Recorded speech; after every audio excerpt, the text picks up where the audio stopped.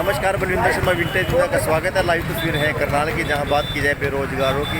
बेरोजगारी जहां दिन प्रतिदिन बढ़ती जा रही है, वहीं पे आज हरियाणा के कहीं ना कहीं पूरे बेरोजगार, समस्त बेरोजगार आज इकट्ठा हुए हैं। कहीं ना कहीं उचाना से जो चले थे, आज ये पहुंचे हैं करनाल में। कहीं ना कहीं सीएम हाउस घेराव करने के लिए यहाँ बेरोजगार जाने लगे हैं। तस्वीरें हैं करनाल के कर्ण पार्क की, अब यहाँ से होते हुए कहीं ना कहीं सीएम हाउस घेराव करने के लिए तस्वीरों में बने रही। पर देता रहेगा आपको विंटेज न्यूज़। हमारी जो चीजें हैं वो सब ठीक हो जाएगी। जब हम आर्थिक रूप से स्वयं संपूर्ण हो जाएंगे, तब हम ये जो लोग राजनीति करना चाहते हैं, उनका बात नहीं सुनेंगे। आप लोगों ने देखा होगा, कॉमरेड ने कहा, पिछले लॉकडाउन के समय हमने देखा है ये जो सरकार है ये किस तरीके से किसान विरोधी है, किस तरीके से जो मजदूर है, किस तरीके से जो आम गरीब लोग हैं उनके खिलाफ साजिश रची। जब लॉकडाउन चल रहा था, कहीं पे कुछ काम नहीं हो रहा था, लॉकडाउन हो रहा था, लेकिन उसी दौरान 3 बिल पार्लियामेंट में पास हुआ।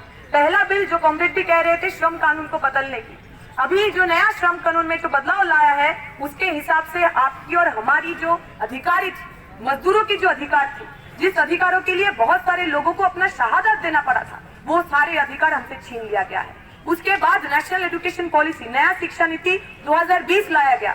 2020 का जो नया शिक्षा नीति है, ये ठोस तरीके से आपको कह रहा है कि अगर आपके पापा के पास, अगर आपके परिवार के पास पैसा नहीं है तो आप पढ़ेंगे नहीं। अमीर लोगों के लिए फॉरेन यूनिवर्सिटी बिल लाया गया। अमीर लोग बाहर से जो यूनिवर्सिटी आएंगे, वहां से करोड़ों अरबों रुपए देके पढ़ेंगे, पढ़ाई करेंगे। और 90% जो लोग हैं, 90% जो इस देश का छात्र है, जो गरीब परिवार से आता है, किसान परिवार से आता है, दबा कुचला पिछड़ा परिवार से आता है, उनके लिए पढ़ाई कैसी होगी, उसके लिए एक बात भी नहीं कहा गया। नया शिक्षा नीति के दौरान कहा जा रहा है कि हम बहुत डाइवर्सिफाइड चीजें पढ़ाएंगे, मल्टीडिसिप्लिनरी चीज पढ़ाएंगे। उससे क्या लाभ होगा, किसको लाभ होगा? जो स्थायी नौकरी का धारणा था, वो धारणा को खत्म कर देंगे। अगर पहले आप फिजिक्स ऑनर्स पढ़ते थे, केमिस्ट्री ऑनर्स पढ़ते थे, हिंदी ऑनर्स पढ़ते थे और सोचते थे कि हम लेक्चरर बनेंगे, अभी ऑनर्स का कोई सिस्टम नहीं रहेगा। आप फिजिक्स भी पढ़ेंगे, उसके साथ संस्कृत भी पढ़ेंगे, उसके साथ होम साइंस भी पढ़ लेंगे। अब जब ग्रेजुएशन कर लेंगे, मास्टर्स कर लेंगे, उसके बाद जब नौकरी मांगने जाएंगे, तब आपको जो कॉलेज में आप जाएंगे, वो कहेंगे कि हमें तो पार्ट टाइम लोग चाहिए, हमें तो स्थायी कोई लोग नहीं चाहिए, हमें कोई स्थायी टीचर नहीं चाहिए, हमें ऐसा कोई चाहिए जो हफ्ते में 1 दिन हिस्ट्री पढ़ा दे, 2 दिन इकोनॉमिक्स पढ़ा दे, 3 दिन ज्योग्राफी पढ़ा दे। तो ये जो देश का छात्र युवा है, जो शिक्षित होके अपने बलबूते पे सर ऊंचा करके जीना चाहता है, उनसे उनका जो बार्गेनिंग पावर, उनसे उनका जो सवाल करने का क्षमता है, वो छीन लिया जाएगा। हम देख रहे हैं इस देश के अंदर और भी एक कानून ये लॉकडाउन के दौरान उन लोगों ने पास किया है, एग्रीकल्चरल बिल।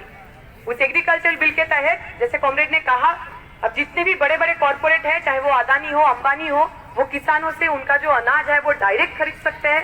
इसके पहले वो कितना ज्यादा कोल्ड स्टोरेज में मौजूद कर सकते थे, उसका एक सीमा था, अपर लिमिट था, वो अपर लिमिट खत्म हो गया है। अभी कोई भी जो अमीर आदमी होगा, कॉर्पोरेट आदमी होगा, वो किसानों से कम दाम में सामानों को खरीद के, उसको कोल्ड स्टोरेज में रख के, उसको 10 गुना 15 गुना दामों में बाजार में बेचेगा, और आप और हम कुछ कर नहीं सकते।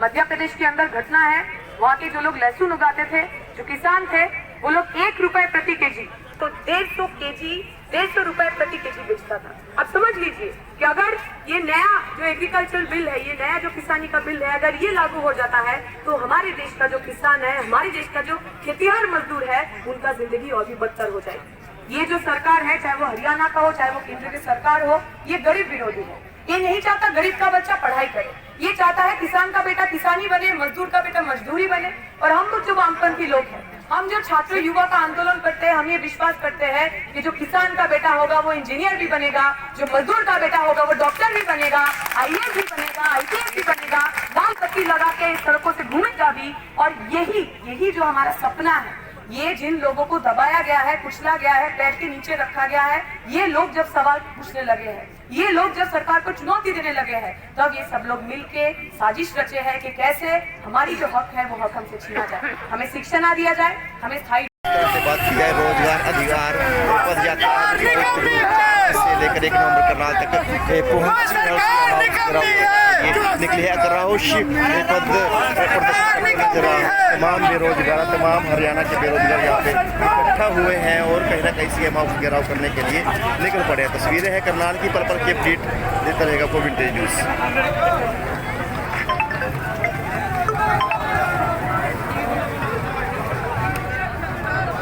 ये वो कहीं ना कहीं बेरोज़गार युवा है जो कहीं ना कहीं आगे जाकर देश का भविष्य बनने वाले हैं, लेकिन पहले ही इनको कहीं ना कहीं बेरोज़गारी का सामना करना पड़ रहा है। पहले बेरोज़गारी का सामना करते नज़र आ रहे हैं आपको, फिर कहीं ना कहीं ये सीएम हाउस घेराव करने के लिए निकल पड़े हैं।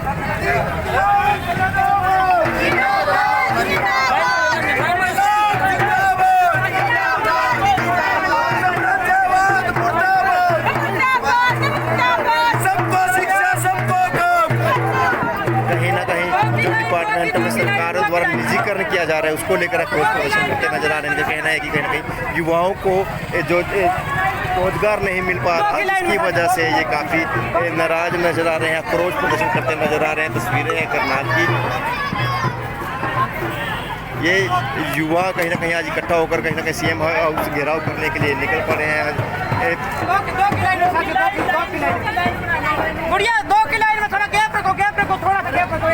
इसमें महिलाएं भी हैं, कहीं ना कहीं छोटे छोटे बच्चे भी शामिल हैं, कहीं पूरे हरियाणा और हरियाणा से यहाँ पहुँचे हैं। पूरे बुजुर्ग भी हैं जो बेरोजगारी को लेकर, उनके जो आगे की पीढ़ी है उनको लेकर कहीं ना कहीं आज आवाज़ उठाने के लिए करनाल में पहुँचे हैं। तस्वीरें हैं करनाल की। कहाँ जा रहे बेटा? कहाँ जा रहे बेटा आज आप इकट्ठे हो गए सभी? आज हम खट्टर के आवास पे जा रहे हैं। वहाँ पर हम अपना आरोप प्रकट करेंगे, क्योंकि हम जो बेरोजगार युवा मंच के अधिकार की वजह से हम सभी साथी अपना रोजगार चाहते हैं। कितनी संख्या में लोग इकट्ठे हुए आज यहाँ? यहाँ जो अंदाजा की जो गिनती है यहाँ पर 1000 के करीब है। कहाँ कहाँ से आए हैं युवा? ये ऑल हरियाणा से आए हैं, हर एक साथी है। ठीक है, धन्यवाद।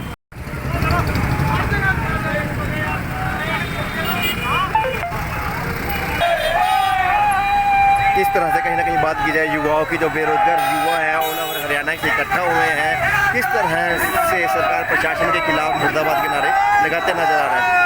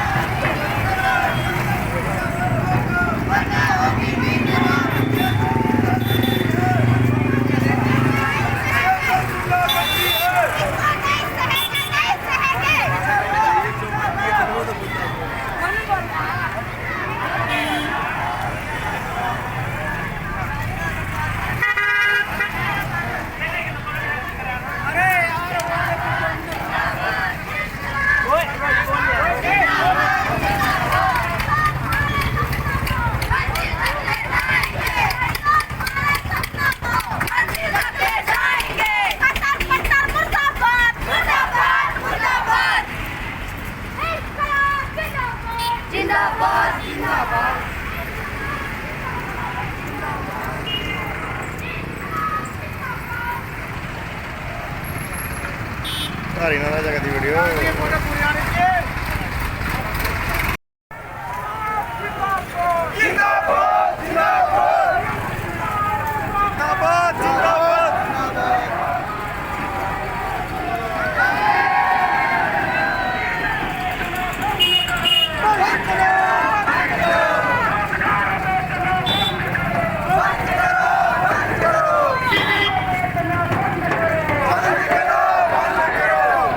रोजगार का प्रबंध करो।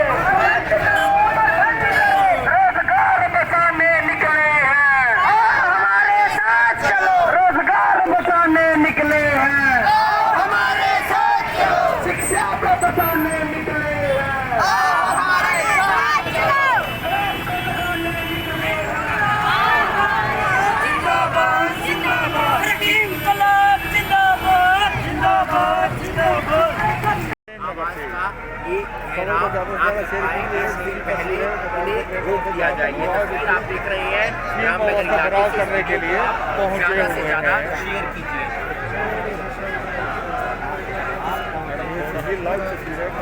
ये आक्रोश प्रदर्शन आप देख सकते हैं, रोजगार अधिकार पद यात्रा जो पूरे हरियाणा, यहाँ पर ये सरकार के खिलाफ नारेबाजी करते हुए नजर आ रही है। इसी तरीके की ये घटना ना हो, यहाँ पर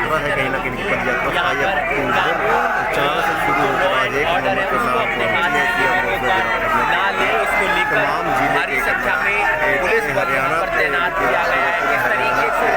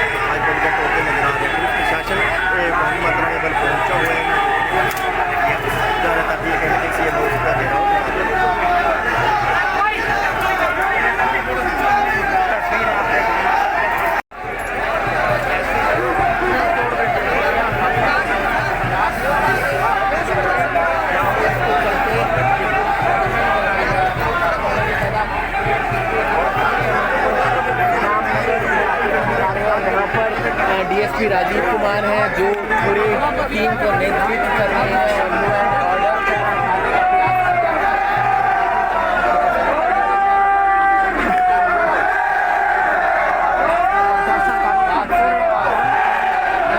लेकिन पुलिस ने मशक्कत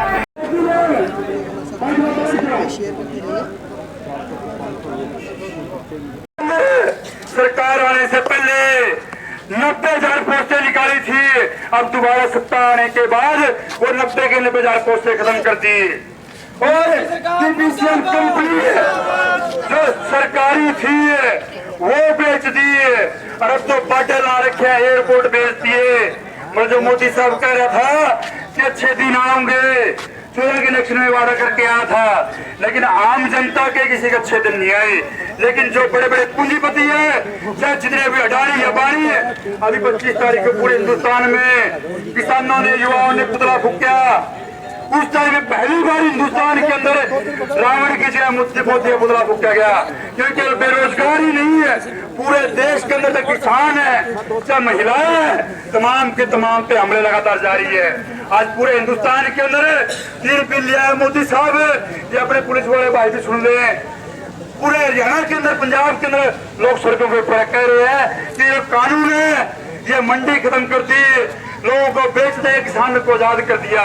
लेकिन आप ये सोच के देखो, जो मंडियों को आजाद कर दिया, आज जब काला बाजारी होती है, जब बड़े बड़ा पूंजीपति, बड़ा बड़ा व्यापारी जो अपना इकट्ठा कर लेता है प्याज टमाटर को, और जब कमी होती है तो आज 80 रुपए किलो प्याज है, टमाटर आज 50 रुपए किलो है। तो आने वाले समय के अंदर जो किसान आजाद कर दिया, पूरे हिंदुस्तान के अंदर जो किसानी है वो खत्म होगी, और जो बड़ी बड़ी कंपनियां हैं वो हमारा अनाज खरीदने के लिए, जीरे खरीदने के लिए खेतों के अंदर आएगी। और आज जो हम गेहूं लेते हैं 19 रुपए किलो, 20 रुपए किलो, जब टोटा हो जाएगा तो वही कंपनियां उस अनाज को 40 रुपए किलो, 50 रुपए किलो खरीदेगी। वही आम जनता को, चाहे बेरोजगार युवा है, चाहे पुलिस वाले भाई हैं, चाहे कर्मचारी है, सबको वो खरीदने पर मजबूर होना पड़ेगा। तो यहाँ जो मोदी साहब करने जा रहे हैं, तो इन समस्याओं को समझना पड़ेगा। तो इस बात को लेकर पूरे हरियाणा के अंदर ये 5 दिन की पदयात्रा करते हुए बेरोजगार युवा पहुंचे हैं, और ये कहने के लिए आए हैं कि अनेकों जिलों के अंदर हम लोगों ने ज्ञापन भेज दिए, जहाँ को ज्ञापन देने के लिए आए हम लोग बात करने के लिए आए कि मुख्यमंत्री साहब टेबल के ऊपर बैठ के बात करें, और जो हमारी मांग है, कोरोना का बहाना लेके 1 साल के लिए भर्तियों पर रोक लगा दी, बड़ा मजाक बना रखा है। सक्षम युवा भर्ती करेंगे, 3 साल खत्म होते ही घर भेज देंगे, 35 साल उम्र पूरी होते ही घर भेज देंगे। इंटर्नशिप चला रखी है अनेकों विभागों में, ये पुलिस महकमे के अंदर भी सक्षम विभाग 7,000 रुपए देंगे, लेकिन 1 साल के लिए देंगे। 1 साल के बाद फ्यूचर क्या बनेगा ये पता नहीं है। और इस तरह कितनी सारी मांगे हमारी है कि पूरे हरियाणा लोगों की जो पुलिस की गाड़ियां खड़ी है, यहाँ खड़ी हो, पीछे से मंगवा लो। हम लोग अपनी गिरफ्तारी देके यहाँ से जाएंगे, यहाँ से बिना ऐसे उठने वाले नहीं है।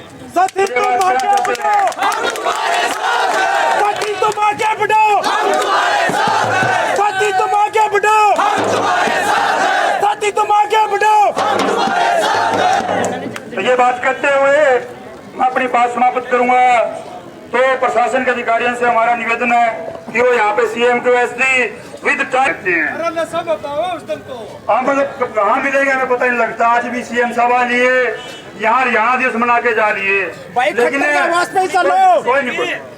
तो हम लोग कहने के लिए आए हैं यहाँ पे, हम बिल्कुल अनुशासित विद्यार्थी है, नौजवान है, एक संगठन के कार्यकर्ता है, तो हमको अनुशासन तोड़ना नहीं चाहते। लेकिन अगर हमें गिरफ्तारियां देने में मजबूर होना पड़ा तो आप लोग अपना इंतजाम कर लो, और हम भी सारे साथी तैयार है सारे। कहते हुए आपने बात सुनी, 5-7 मिनट का समय हम लोग इन साथियों को देते हैं, प्रशासनिक अधिकारियों को इतनी बात कहते हैं, 2-4 नारे में लगाऊंगा, आप लोग जवाब देंगे।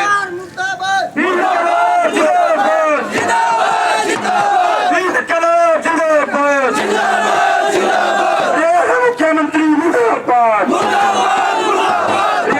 मुख्यमंत्री मुर्दाबाद, खट्टर मुर्दाबाद, लंबी जेल है तेरी। किस तरह से बात की पुलिस फोर्स की, कहीं ना कहीं महिला पुलिस कर्मचारी मौके पर पहुंचती है, कहीं ना कहीं जो सीएम हाउस को घेराव करने के लिए आज बेरोजगार तमाम युवा पहुंचते हैं। हरियाणा के तमाम युवा बेरोजगार है जो वो यहाँ पहुंचते हैं, कहीं सीएम हाउस घेराव करने के लिए इकट्ठा होते हैं। कहीं ना कहीं पुलिस प्रशासन बल यहाँ पर इकट्ठा होता है, उनको रोकने का हर यत्न करते नजर आ रहे थे, लेकिन कहीं ना कहीं उन्होंने बैरिकेड को ही उखाड़ फेंका। वहीं पर पुलिस प्रशासन की कहीं ना कहीं एक बार अपील करने पर जब वो उन्होंने रोका, उनको कहीं ना कहीं बात करने के लिए बुलाया साइड में जाकर, दोनों कहीं वो युवा नेता है और पुलिस प्रशासन डीएसपी राजीव कुमार पहुंचे हैं, उसमें बातचीत करते नजर आ रहे हैं। करनाल के प्रेम नगर इस लोगों से वो इतना डरते हैं कि उनको पुलिस लेके आना पड़ा, लाठी लेके आना पड़ा, बैरिकेड लेके आना पड़ा। हम उनको बतलाना चाहते हैं, जिस तरीके से कॉमरेड कह रहे थे कि इस लाल झंडे पे जो लाल रंग है वो लाल रंग शहीदों की जो शहादत है उससे लाल बनी है। कोई झंडा, कोई डंडा, कोई पुलिस से हम डरते नहीं है। इसी के साथ ये कहते हुए कि हमारे साथी अंदर गए हैं, वो मुख्यमंत्री से बात करना चाहते हैं, अगर बात कर मतलब उनको मौका मिलता है तो अच्छी बात है, लेकिन हम ये फिर से बताना चाहते हैं कि जब तक हमारी मांगे पूरी नहीं होती तब तक हरियाणा की सड़कों में ये सफेद झंडा लेके, लाल झंडा लेके हरियाणा का जो छात्र नौजवान है बार बार आएगा। और खट्टर साहब, आप अपनी पुलिस को तैयार रखिएगा, क्योंकि इस बार इसके बाद इसके अगला जो जन सैलाब होगा, जो लोग होंगे, उस लोगों को रोकने का हिम्मत, उस लोगों को रोकने का ताकत आपकी बैरिकेड में नहीं होगा, ये हम वादा करते हैं।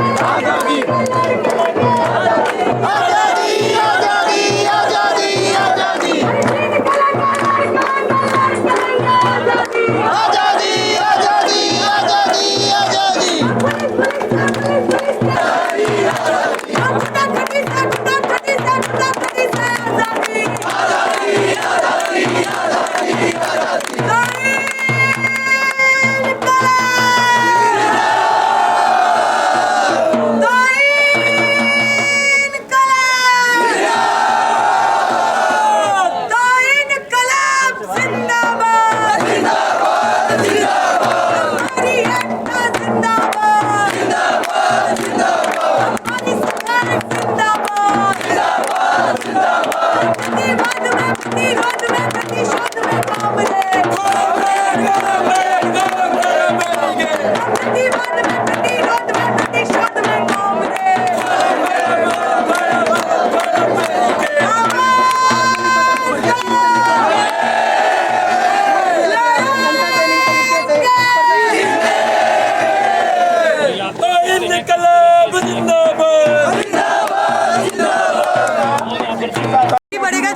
सरकार मूर्ति नहीं बनाएंगे लेकिन फैक्ट्री बनाएंगे।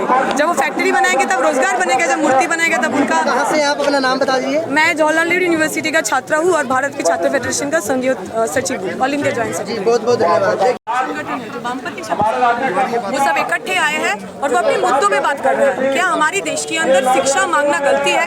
क्या हमारी देश के अंदर एक गरीब का बच्चा, एक मजदूर का, किसान का बच्चा अगर अच्छा स्कूल, कॉलेज, यूनिवर्सिटी में जाना चाहता है, क्या वो गलती है?